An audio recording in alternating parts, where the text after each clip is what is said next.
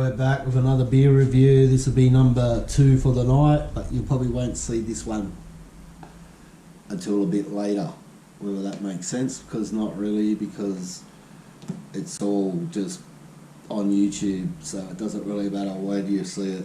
It doesn't matter what day it is or what night it is, it's all the fucking same.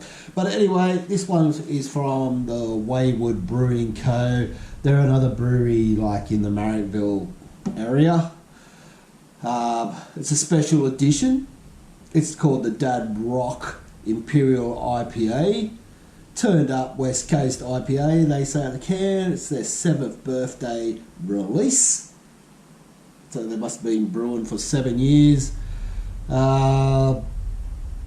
It's a fucking whopping 8%er. They're an independent brewery. I can't read what that says on there because my glasses are fucking shit and they don't really help me. But anyway, it's brewed for adventure. So, like I said, I've had a couple of these already and they are knock your fucking socks off type of beer. So, I'll get it in the glass and then I'll give you a bit of info on Wayward. I'm not sure if Wayward and Batch Brewery, which is in Marrickville as well, are in collaboration or whether they're the same company. But when you read on there, look at that. That's like a fucking beer ice cream. How fucking beautiful is that? They do say on their website they do with Batch, something to do with Batch as well. So look at that can. It's got the fucking amp on the front with the Dad Rock, the lightning bolt. That's magnificent. So while that beer sits there and just settles itself down a bit, I'll give you a bit of info on the Dad Rock. It is a 2022 beer. It was released in September. So October, November. It's still pretty fresh. It's within 2 months old. Quickly go through what they say about the beer, because everyone loves a bit of a story about a beer, and if you don't, well, you look at the wrong channel. But don't forget, like, subscribe, share. So they say about this one, turn it up with the classically styled West Coast IPA featuring perfectly balanced bitterness and big hop flavours. Bucket loads of Columbus and Amarillo, which are the American hops that give it that West Coast resinous, piney, foresty, litter taste, with Simcoe and Eclipse, which give it, I'm thinking, I'm no expert, but I reckon that's more the citrusy side of it, added all the way through the brew. So they're putting these fucking hops in the whole way through the brew. It's not just at the start or at the end, but all the way through. So they're fucking legends. They're doing it all the way through. The poor fucking head brewer or his apprentice is fucking staying up all night just fucking chucking hops into this fucking big vat. So let's get back to what I was talking about. Including multiple rows of dry hopping, bringing you huge pine and tropical flavours and a guaranteed dad-approved good time. A dad-approved good time. What's that mean? I'll leave that up to you. I could make my comments and let you know what I think a dad-approved time, a good dad-approved time is, but maybe I won't. So you can get this in a pint and a half pint or a taster. So what else do they do? They've got the Darkness, which is the oatmeal, which I have reviewed, so go and check that one out. They do seltzers. They do the Mum Rock. The Mum Rock's fucking 12%er. Woo! Mum would be rocking after that, wouldn't she? Pilsner. They do red ales. They do fucking salsas. They do it all. They do it all.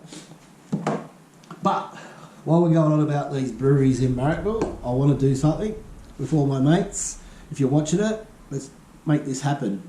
Probably not this year, but next year. We've got to do a taproom crawl around Marrickville. You've got this brewery, the Wayward.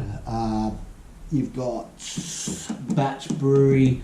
You've got Hawks Brewing, like the Bob Hawke line. You've got, I don't know, there's heaps of them. I was checking it out today.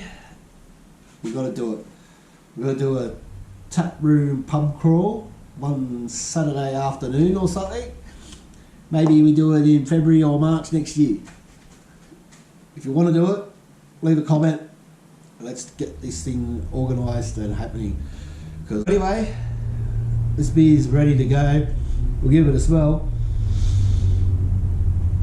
Oh yeah, she smells a lot more hoppier than the beer I just had, the West Coast from Running with Thieves. This one's got a lot stronger smell of hop. It smells like a bushfire. Anyway, let's get it into me.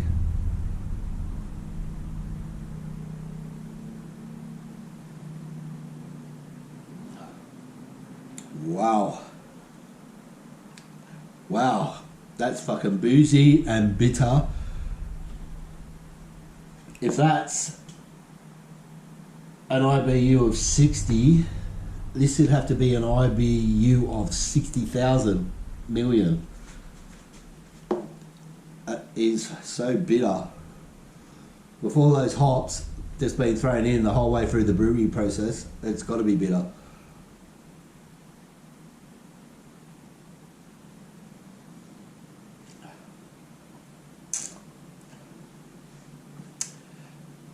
I'd like to say that there is citrus, but to me it's just getting swamped by the alcohol and by the bitterness. So I don't know what Imperial IPA is supposed to mean that it is, whether it's like Imperial, it's not like the Royale, the metric version of a IPA, so it's not a Royale IPA. It's more of the I'm an inch type IPA, or is it more like in the Star Wars? We are the Imperial forces of IPA. We will destroy you with 8%. You fucking will. Or is it Imperial like the boss? We are the Imperial. I don't know. It's got to be all three of them, I think. Because this fucking thing is pretty fucking strong. You wouldn't be fucking drinking fucking 24 of these. You can of them, but not of these. You might do 12 of these and then go to the pub and then get put off tap. Hazy. But anyway, it's a very resinous, bitter IPA.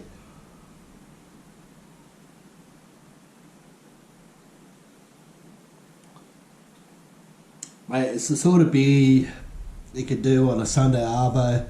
You want to watch a bit of footy, have a couple of beers for like the 80 minutes of the game, like the 2 hours or whatever, go to an hour and a half, whatever, for all the ads and bullshit.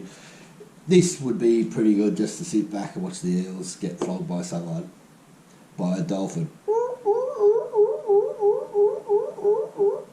don't even know what a dolphin makes. It doesn't even do that. It goes, I don't know. Get your foot off its fucking head, Junior Paulo, and it won't make those noises. Fucking dolphins. Get that fucking up. Ah, you fucking redneck dolphins. Anyway, rating for this one. Look, it's a good beer. It's strong.